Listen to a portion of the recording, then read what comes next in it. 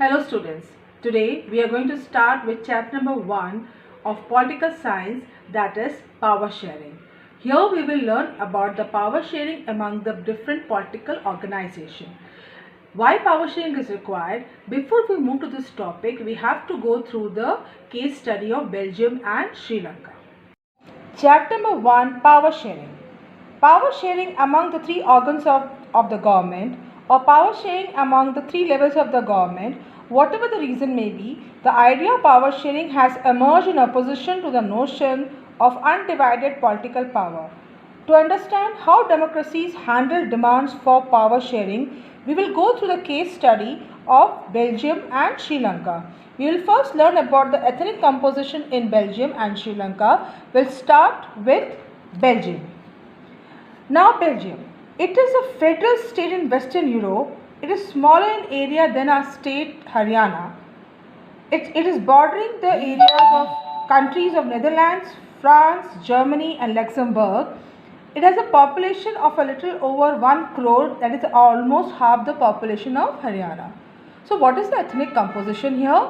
Here we have 59% of the population, they live in Flemish region and they speak Dutch language. Whereas 40% of the population live in Wallonia region and they speak French language, and remaining of the population, that is 1%, they speak German. Whereas in the capital city Brussels, 80% of people they speak French while 20% are Dutch speaking people. No problem rise over here is minority French speaking community, they are rich and powerful, and this was resented by the Dutch speaking community who got the benefit of economic development education much later. Now this led to the problems and tensions between the French and Dutch communities. The social disparity between Dutch and French speaking communities during the 1950s and 1960s led to tension between them. The tension between the two communities was more acute in Brussels. By looking at the figure below, we can see the ethnic composition of Belgium. Now comes Sri Lanka. Sri Lanka is an island nation in the Indian Ocean, just a few kilometers off the southern coast of Tamil Nadu. It has a diverse population of about 2 crores, where you have two language speaking communities. One is Sinhala and another is Tamil. 75% of the population were Sinhalese communities who were in majority. They speak Sinhala language, and 18% were Tamil who were in minority. Now again this Tamil, they have a subgroup, that is two subgroup. One is Sri Lankan Tamils. The Tamil natives of Sri Lanka are called Sri Lankan Tamils. They constitute 13% of population and were concentrated in the north and east of Sri Lanka. Most of Sinhala speaking people are Buddhist, while most of the Tamils are Hindus and Muslims. Let us come to Indian origin Tamils. Indian Tamils. The Tamilians whose forefathers came from India as plantation workers during colonial rule and settled in Sri Lanka are called Indian Tamils. They constitute 5% of the population. There are about 7% Christians who are both Tamils and Sinhalas. Here by the figure below we can see the ethnic composition of Sri Lanka. Now we have seen the case study of two of the countries. How did they accommodate, what policies they adopted with the number of people speaking different languages living in the country. Let us come to Sri Lanka. Sri Lanka adopted majoritarianism policy. Let us come to that. Majoritarian policy is nothing but a concept which signifies and belief that majority community should be able to rule a country in whichever way it wants by disregarding the wishes and needs of the minority. Sri Lanka emerged as an independent country in 1948.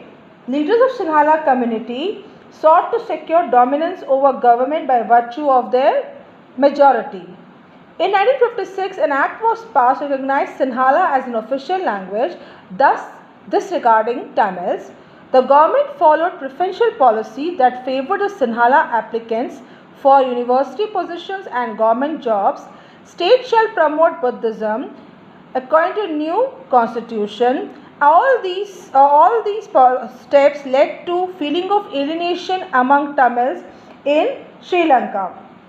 The Sri Lankan Tamils launched parties and struggles for recognition of Tamil as an official language. They had three demands.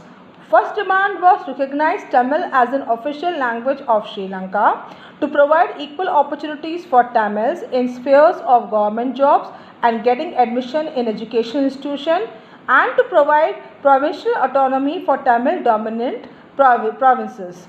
So, by 1980, several political organizations like LTTE were formed demanding an independent Tamil LM means state.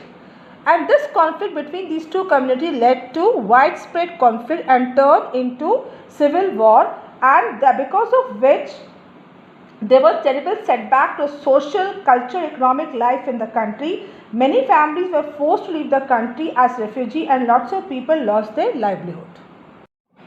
Now let us come to Belgium.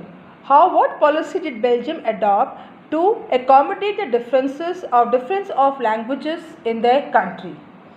The Belgian leaders took a different path by recognizing the existence of regional differences and cultural diversities of the country.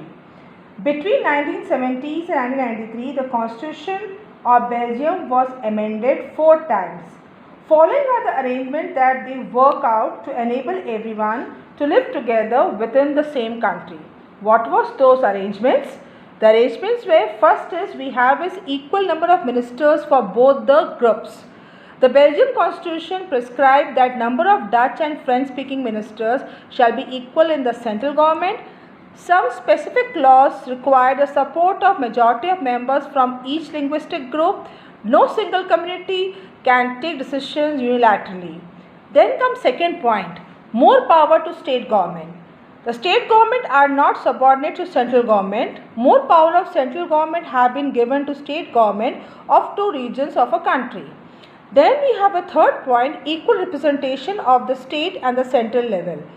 Brussels had a separate government in which both the Dutch and French speaking people, they had a equal representation. The French speaking people have accepted this because majority has accepted equal representation at the central level.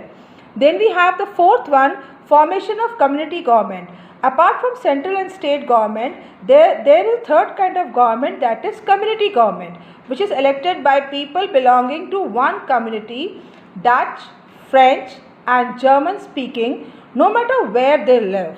The government had the power regarding the cultural, educational and language-related issues.